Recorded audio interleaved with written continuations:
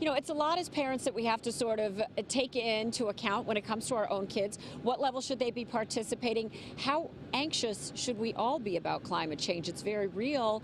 It's backed up by science, but how much does it impact our children? To break it all down, we brought in a pediatric health expert in advance of the march today, Dr. Roseanne Campana-Hodge. Thanks so much for being with us this morning. Thank you for having me. The eco-anxiety is an actual thing, you're saying? Yeah, so, eco-anxiety is when a child or any individual has excessive concerns about climate catastrophe, everything from, fires and floods, any changes in our environment that cause stress for a child or a person. And so we're talking about thousands of kids protesting. They're going to be right here today. We're going to see them marching through the streets of New York City.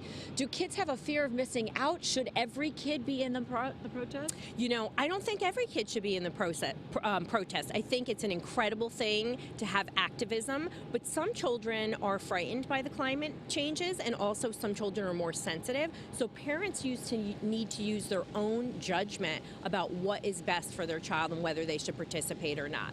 I think about seeing Greta Thunberg and how she's such an incredible rock star in all of this. Do kids sometimes hold themselves to a higher standard and think, geez, I should be doing as much as she is? Absolutely. I mean, how can she not be inspiring? Of course she is.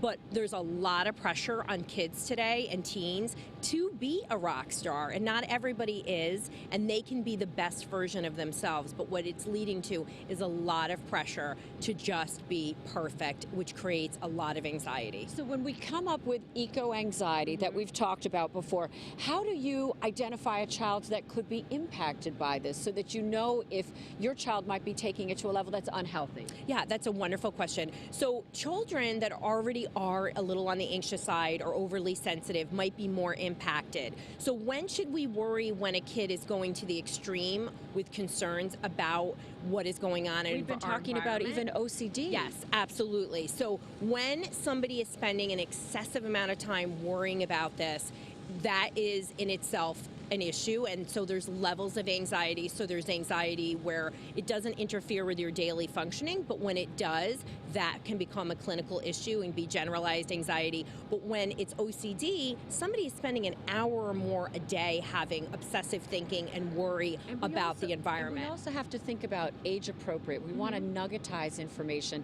What's right for a 7-year-old isn't right for a 17-year-old. So important. So any topic that is sensitive, parents want to use developmentally appropriate language. They want to speak to their child in a way that they know best. Only parents know how to best speak to their child. We want to assure that they're going to be safe. Absolutely. Safety assurances are critical. Parents need to assure their children that they are safe no matter what the issue is, and they need a lot of TLC. And they also need to check in with their children about how they feel. Treatment if your child is being impacted by this. Dr. Roseanne Campana-Hodge, thank you so much for being with us. It brings a lot of information that we have to digest as parents, making sure that it's the right thing specifically for our own children. Thousands expected to descend upon Foley Square